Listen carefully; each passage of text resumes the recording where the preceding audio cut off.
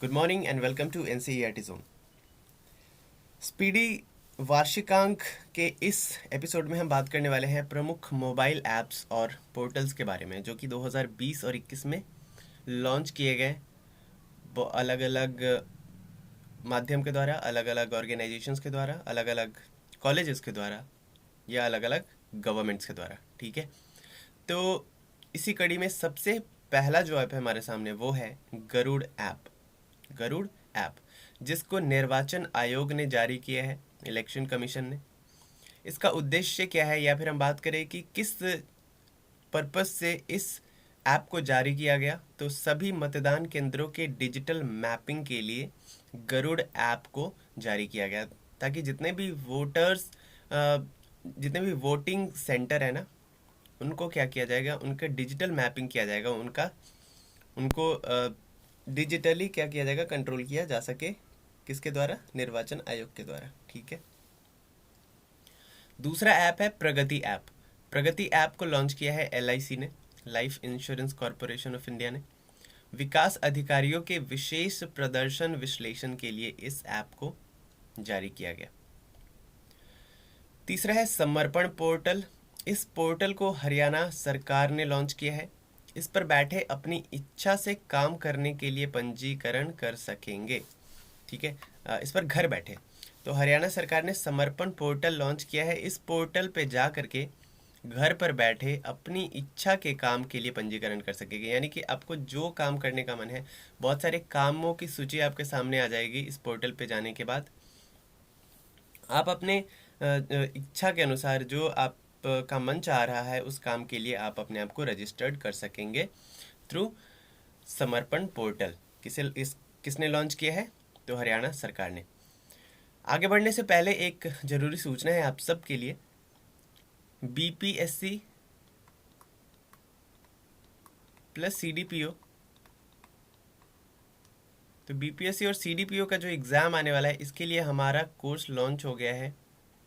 1 February से ये course चालू है। तो अगर 1 फ़रवरी तक आप इस कोर्स को अवेल करते हो तो 1199 में ये कोर्स आपको मिल रहा है। उसके बाद 1999 में ये कोर्स आपको मिलेगा, लगभग 2000 रुपये में। तो पहले अगर आप करते हैं तो सस्ता है, बाद में करेंगे तो फिर आपके लिए महंगा हो जाएगा। बहुत सारे स्टूडेंट्स ने ऑलरेडी इनरोल कर लिया है, तो आप भी कर लीजिए जल्दी से।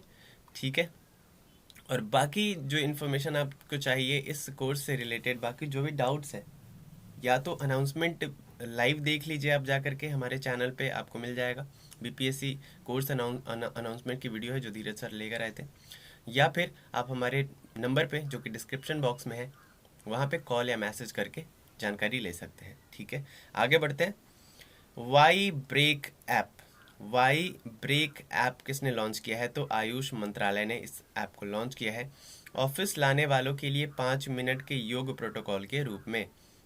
तो जो लोग ऑफिस आते हैं उनके लिए 5 मिनट का जो योगा है ना, वो ज़रूरी कर दिया है और ये प्रोटोकॉल बना दिया है। ठीक है, तो आयुष मंत्रालय ने ये ऐप लॉन्च किया है, यानी कि ये ऐप आप में है तो ये आप क्या करेगा, मॉनिटर करेगा कि आप कम से कम 5 मिनट का योगा करते हैं या नहीं करते हैं। उसके बाद है ई गापाला ऐप। ये ई गोपाला ऐप है, सॉरी यहाँ पे मिस प्रिंट है, ई गोपाला होगा। ठीक है, ई गोपाला ऐप को किसने लॉन्च किया है? तो राष्ट्रीय डेयरी विकास बोर्ड ने लॉन्च किया है, डेयरी किसानों के मदद हेतु। ठीक है, ऑडियो कुंभ ऐप किसने लॉन्च किया है? तो मोहन भागवत ने ऐप किया है, जो कि आरएसएस के प्रमुख हैं।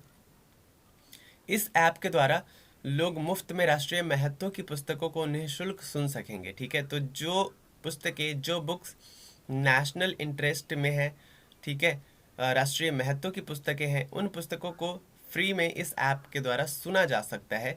और इस ऐप को लॉन्च किया है मोहन भागवत ने, ऑडियो कुंभ ऐप। नेक्स्ट है प्राणा पोर्टल। प्राण पोर्टल को किसने लॉन्च किया है? तो केंद्रीय पर्यावरण मंत्री भूपेंद्र यादव ने इस ऐप को लॉन्च।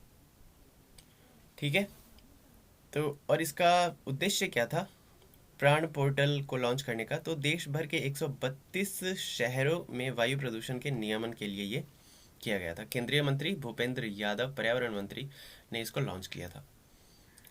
फिट इंडिया ऐप को लॉन्च किन्होंने किया? तो केंद्रीय खेल मंत्री अनुराग ठाकुर है। फिटनेस के प्रति लोगों को ज़्यादा जागरूक करने के लिए इस ऐप को लॉन्च किया गया। ई श्रम पोर्टल किस लिए लॉन्च किया गया? तो श्रम एवं रोजगार मंत्रालय द्वारा किया गया, और असंगठित मजदूर जो हैं उनको सामाजिक सुरक्षा योजनाओं से जोड़ने के लिए इस पोर्टल को लॉन्च किया गया। उसके बाद है युक्त धारा पोर्टल को लॉन्च किया गया। विज्ञान एवं प्रौद्योगिकी मंत्रालय द्वारा इसको लॉन्च किया गया। साइंस एंड टेक्नोलॉजी मिनिस्ट्री के द्वारा इसको लॉन्च किया गया। रिमोट सेंसिंग का उपयोग करके मनरेगा परिसंपत्तियों की योजना को सक्षम करने के लिए इस पोर्टल को लॉन्च किया गया है। उसके बाद है प्रूफ ऐप। प्रूफ ऐप को क्यों किया गया? तो जम्मू कश्मीर के उपराज्यपाल कौन से हैं? मनोज सिन्हा है, उन्होंने इसको लॉन्च किया। परियोजनाओं के प्रगति की निगरानी के लिए जो भी वहाँ पे डेवलपमेंट्स चल रहे हैं, जो भी वहाँ पे परियोजनाएं चल रही हैं, उनके प्रति उनको सुपरवाइज करने के लिए इस एप्लीकेशन को लॉन्च किया गया। ठीक है। माई ई हार्ट पोर्टल किसने लॉन्च किया? ई हार्ट, हार्ट का मतलब मेला होता है, तो ई का मतलब ऑनलाइन, इलेक्ट्रॉनिक। तो देखिए HCL फाउंडेशन ने इसको लॉन्च किया। फाउंडेशन के कारीगरों को सशक्त बनाने के लिए इसको लॉन्च किया गया है। ठीक है। उसके बाद है किसान सारथी पोर्टल। किसान सारथी पोर्टल को किन्होंने लॉन्च किया है? तो किसान सारथी पोर्टल को लॉन्च किया है कृषि मंत्री नरेंद्र सिंह तोमर ने। किसानों को उनकी वांछित भाषा में सही समय पर सही जानकारी प्रदान करने हेतु ये एप्लीकेशन लॉन्च किया गया है। उसके बाद है सलाम दिल से पहल। सलाम दिल से पहल को, इस कैंपेन को लॉन्च किया था किसने? HDFC बैंक ने। सलाम दिल से पहल महामारी के दौरान डॉक्टरों की अथक सेवा के लिए आभार व्यक्त करने हेतु सलाम दिल से पहल इससे लॉन्च किया था HDFC बैंक ने। एम योगा ऐप को लॉन्च किया था नरेंद्र मोदी ने। दुनिया के अलग अलग भाषाओं में योग सिखाने के लिए इस एप्लीकेशन को लॉन्च किया गया था। बाल स्वराज पोर्टल को लॉन्च किया राष्ट्रीय बाल अधिकार संरक्षण आयोग ने। कोविड-19 से प्रभावित बच्चों के देखभाल हेतु इस एप्लीकेशन को लॉन्च किया गया था। ठीक है। इस पोर्टल को लॉन्च किया गया था, बाल स्वराज पोर्टल। मानस एप्लीकेशन को लॉन्च किया गया प्रधान वैज्ञानिक सलाहकार के द्वारा, और नागरिकों की मानसिक स्वास्थ्य और भलाई को पूरा करने हेतु इस एप्लीकेशन को लॉन्च किया गया। ठीक है। किसके लिए? किसके द्वारा? प्रधान वैज्ञानिक सलाहकार के द्वारा। मानसिक स्वास्थ्य यानी कि जो मेंटल हेल्थ है उसके लिए इस एप्लीकेशन को लॉन्च किया गया। मेंटल हेल्थ आजकल काफ़ी चर्चा में रह रहा है, क्योंकि लोग शारीरिक रूप से तो बीमार होते ही थे। अभी क्या हो रहा है कि बहुत ज़्यादा मेंटली इल होते जा रहे हैं। मेंटली इल का मतलब, सिर्फ मेंटल हेल्थ का मतलब ये नहीं होता कि अगर किसी की मेंटल हेल्थ ख़राब है तो वो इंसान पागल है। इसका ये कतई मतलब नहीं है। ठीक है। वो इंसान पागल नहीं है। मेंटल हेल्थ के से रिलेटेड बहुत सारे इश्यूज हो सकते हैं। जैसे आप किसी इंसान को देखकर बता भी नहीं सकेंगे कि उसके अंदर क्या चल रहा है, वो किस किस परिस्थितियों से गुजर रहा है। हो सकता है वो आपके सामने बहुत हंस हंस के बातें करता होगा, आप उसको एक भी टाइम ऐसा सैड नहीं देखते होंगे। ठीक है। लेकिन वो अंदर से किन परिस्थितियों से गुजर रहा है सिर्फ उस इंसान को पता होता है। तो मेंटल हेल्थ ऐसी चीज़ है जो दिखाई नहीं देती है, जिसको आप सिर्फ और सिर्फ फील कर सकते हैं उस इंसान के साथ बैठ करके, उसके साथ बातें करके। तो किसी भी इंसान को अगर अगर अगर वो आपसे आके कहता है कि he is not mentally stable और he is not mentally, he is not in better position, ठीक है, मेंटली, तो फिर उसका मजाक मत उड़ाइए, उसको समझने की कोशिश कीजिए। हो सकता है उसके अंदर बहुत सारी बातें चल रही हो और वो किसी से शेयर नहीं कर पा रहा हो। ठीक है। तो मेंटल हेल्थ से रिलेटेड ये एप्लीकेशन था। कौन सा? हाँ, कौन सा था? कहाँ गया? ये रहा, मानस एप्लीकेशन। ठीक है। नमस्ते योगा ऐप को लॉन्च किया गया आयुष मंत्रालय के द्वारा, और सूचना मंत्र के रूप में योग के बारे में जागरूकता बढ़ाने एवं सुलभ बनाने हेतु इस एप्लीकेशन को लॉन्च किया गया। नमस्ते योगा को मतलब योगा का प्रचार प्रसार काफ़ी ज़ोर शोर से किया जा रहा है, उसके लिए ही इस एप्लीकेशन को आयुष मंत्रालय ने लॉन्च किया था। उसके बाद है hit Covid app. Hit Covid app को बिहार सरकार ने लॉन्च किया था। कोविड-19 के रोगियों की नियमित निगरानी रखने के लिए इसको लॉन्च किया गया था। मतलब जो कोविड-19 के रोगी हैं ना, जो घर पे भी है, डायरेक्ट घर जा करके उनकी निगरानी वगैरह रखने के लिए हिट कोविड एप्लीकेशन को लॉन्च किया गया था। अमृत वाहिनी ऐप को झारखंड सरकार के द्वारा लॉन्च किया गया था। अस्पताल में बेड के ऑनलाइन बुकिंग के लिए, यानी कि आप अस्पताल में बेडों की ऑनलाइन बुकिंग कर सकते थे अमृत वाहिनी एप्लीकेशन के द्वारा, अभी भी कर सकते हैं। दोस्त फॉर लाइफ एप्लीकेशन, इसको सीबीएसई ने लॉन्च किया। और ये देखिए, ये क्वेश्चन अभी बिहार एसआई का जो पेपर था उसमें आया हुआ था। दोस्त फॉर लाइफ एप्लीकेशन सीबीएसई के द्वारा लॉन्च किया गया। छात्रों तथा अभिभावकों को विशेष मनोवैज्ञानिक परामर्श देने के प्रदान करने के लिए इस एप्लीकेशन को लॉन्च किया गया। मोमा मार्केट ऐप मणिपुर सरकार के द्वारा लॉन्च किया गया। मोमा, मम्मी को भी मोमा कहते हैं, बट हेयर मोमा मतलब उन्होंने दो चीज़ें सोच करके इस एप्लीकेशन का नाम रखा। एक तो मोमा मम्मी को कहते हैं, माँ को, और मोमा मतलब मणिपुर से रिलेटेड एम वर्ड है, तो इसका फुल फॉर्म मणिपुर से रिलेटेड है। ताज़ी सब्जियों की होम डिलीवरी के लिए मोमा एप्लीकेशन को लॉन्च किया गया, मोमा market application. Cov aid portal, ठीक है, Cov for Covid and aid मतलब सहायता। कोव एड पोर्टल को नीति आयोग ने लॉन्च किया था। घरेलू और अंतर्राष्ट्रीय एजेंसियों के प्रस्तावित योगदानों को पंजीकृत, नहीं, कहाँ गया, हाँ ठीक है, घरेलू और अंतर्राष्ट्रीय एजेंसियों के प्रस्तावित योगदान को पंजीकृत करने हेतु CoV aid portal NITI Aayog ने जारी किया। सुपेस पोर्टल काफ़ी इंपॉर्टेंट है, इसको याद रखिएगा। सुपेस पोर्टल को सर्वोच्च न्यायालय ने लॉन्च किया मामलों के फाइलिंग के समय प्राप्त आंकड़ों को विशाल मात्रा से निपटने के लिए। मतलब सुपेस पोर्टल पे क्या होगा, जो मामले फाइल होते हैं, जो केस फाइल होते हैं, उसमें बहुत सारे डेटा कलेक्ट हो जाते हैं, तो डेटा के ऑनलाइन संग्रहण के लिए, ऑनलाइन कंजर्वेशन के लिए सुपेस पोर्टल को लॉन्च किया गया। किसके द्वारा? सर्वोच्च न्यायालय, इनकी सुप्रीम कोर्ट के द्वारा। लिटिल गुरु ऐप, ये काफ़ी इंपॉर्टेंट है, लिटिल गुरु ऐप को लॉन्च किया बांग्लादेश ने, ठीक है, और ये भारत द्वारा विकसित ऐप था। ठीक, बांग्लादेश ने लॉन्च तो किया, लेकिन बनाया किसने था? इंडिया ने बनाया था। यह एक संस्कृति लर्निंग ऐप है। इससे आप क्या होगा, बांग्लादेश के जो लोग हैं ना, बांग्लादेश की संस्कृति को, कल्चर को सीख सकेंगे। पोषण ज्ञान पोर्टल क्या है? पोषण ज्ञान पोर्टल है नीति आयोग द्वारा लॉन्च किया गया। स्वास्थ्य और पोषण के बारे में राष्ट्रीय डिजिटल ज्ञान भंडार की जानकारी के लिए इसे जारी किया गया। स्वास्थ्य और पोषण के बारे में राष्ट्रीय डिजिटल ज्ञान भंडार, यानी कि हेल्थ से रिलेटेड और न्यूट्रिशन से रिलेटेड जानकारी यहाँ पे मिल सकेगी पोषण ज्ञान पोर्टल पे। नीति आयोग ने इसको लॉन्च किया। आई लर्न एप्लीकेशन क्या है? नागालैंड सरकार ने इसको लॉन्च किया, आई लर्न, ठीक है। कम्युनिटी हेल्थ ऑफिसर्स के लिए क्षमता निर्माण और प्रदर्शन ट्रैक करने हेतु जो कम्युनिटी हेल्थ ऑफिसर्स है ना, उनके प्रदर्शन को ट्रैक करने के लिए, उनके परफॉर्मेंस को ट्रैक करने के लिए इस एप्लीकेशन को लॉन्च किया गया। उसके बाद है मेरा राशन ऐप। मेरा राशन ऐप को भारत सरकार ने लॉन्च किया। आर्थिक रूप से कमजोर और प्रवासियों के किफ़ायती मूल्य पर अनाज देने के लिए।